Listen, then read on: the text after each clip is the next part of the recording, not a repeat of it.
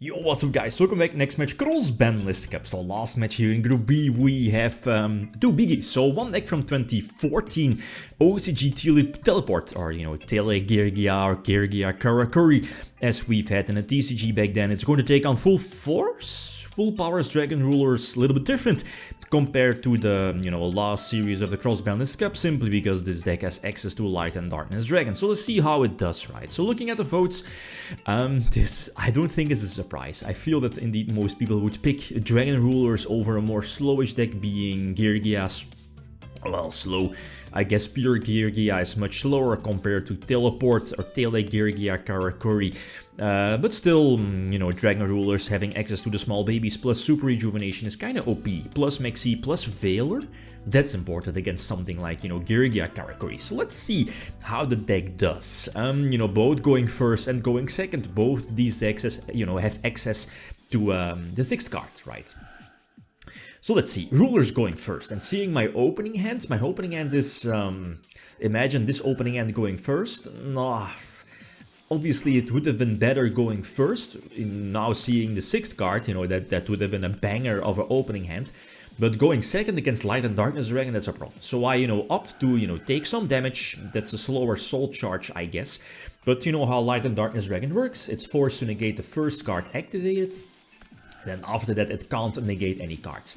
So you can just compulse, but there is Maxi. And I was about to say that I could have gone for a game, but I'm not really sure about that. So maybe with Arsenal tributing itself for armor, and potentially, do I have enough options? Yeah, I do.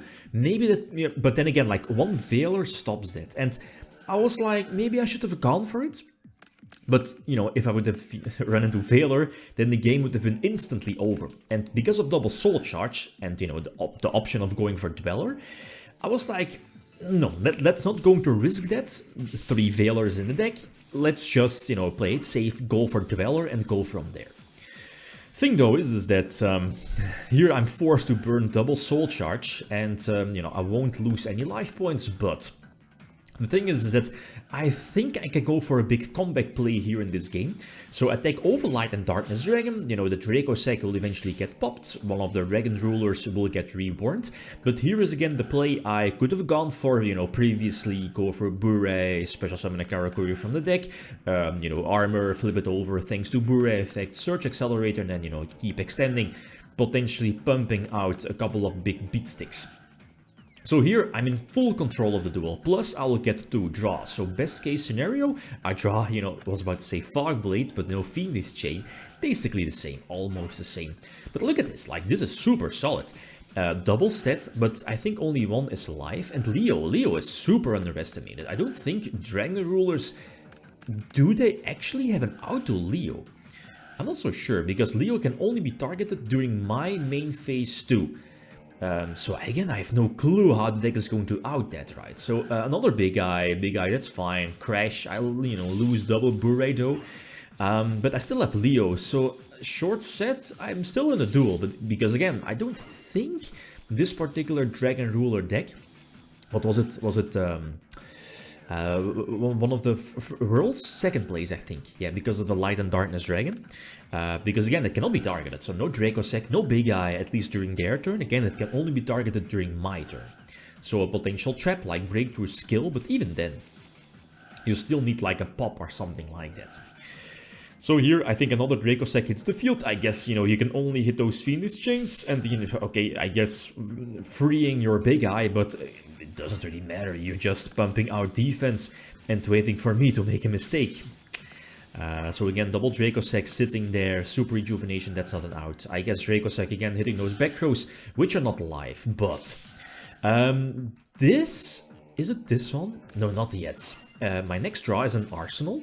That's Arsenal, right? No, it's is it Arsenal? Oh man, these names. No, it's not Arsenal. The trap that special summons 2 from the deck. It has been like almost 10 years. So anyway, go for double level 4, and I was like, okay, this is fine.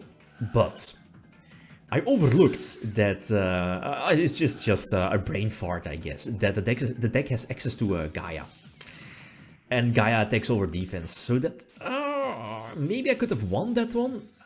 But again, I'm not so sure if Rulers is like a main decked out for Leo. Again, correct me if I'm wrong.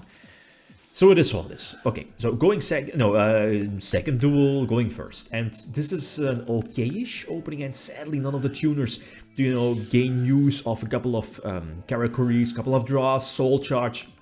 Sadly, I can't capitalize on that. But Rulers again opens up super solid. That one Eclipse, I think, getting that Light and Darkness Dragon indirectly to the hand, and that's a problem, since now Draco... Yeah, indeed. I mean, you can just tribute Dracossack itself to dodge the Fiendish Chain. And, I mean, now, because you still have your normal summon, there is no Super Rejuvenation active. But you can just tribute the tokens, leave Dracossack on field, just in case if Light and Darkness Dragon gets destroyed, it will just destroy the token and not Dracossack. And this is a bummer. This is again a huge bummer. Draw the trap, again not something I want. But I think my only option here is to potentially use Soul Charge, chain the trap, maybe go for Excite the Knight, go from there, depending on my next draw.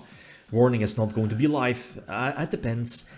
Yeah, it depends. Warning is live currently, so use a trap. And I'm faced with a dilemma. Like, Excite the Knight is not an out. I used the Geargia Exceed to, you know, force out Light and Darkness Dragon and attack into LIDD, etc. But the deck has just so much fuel left, both in the graveyard and, you know, eventually in hand, if you can banish the Rulers from graveyard for the small babies, etc. So, and yeah, double Dracossack is just far too powerful against those multiple sets. And here is like the biggest bane of Geargias, right? This breaking, not opening Geargia armor, basically. So I just normal summoned Psychic Commander, set 3. I guess, you know, Anti-Spell Fragrance was better compared to the cards that already had in. Like, all the dead cards are out. And, I mean, Anti-Spell hits those, you know, generic spells from Rulers as well. Sure, you can change Super Rejuvenation, of course. So it is what it is. But, like it just goes downhill from here. You know, I was forced to, destroy Dracossack, prevent Dracossack from coming out, or, you know, any out, and I'm just getting Crimson Blader from all. So, you know, as you know, like, the Crimson Blader, when it, like, destroys an opponent's monster by battle, sends it to the graveyard, I think, your opponent cannot, summon level 6 or higher monsters during their next turn, so it basically prevents me from going for a Synchro Summon. Short set, and again, you know, the thing is that Geargia has a chance, very similar to game number 2, when it, like, you know, Arsenal, into armor, teleport, Soul Charge, stuff like that, to go for like a big Karakuri play and, you know, capitalize on those pluses. But that wasn't the case, so another 3-0, very similar to the previous match. But I think both decks going, you know, first place, second place here in this group, next to Clownblade and Rulers, I think this is a well-deserved winner. So next matchup, we have a big one. So Bird Up versus Performance and Pals. Which deck is going to take this one? Very important, you know, both these decks should still have a chance to move on to the top 16 playoffs. Okay, guys, that's it. Thanks for watching. Feel free to leave a control like if you enjoyed the video. Riddim signing out. Peace.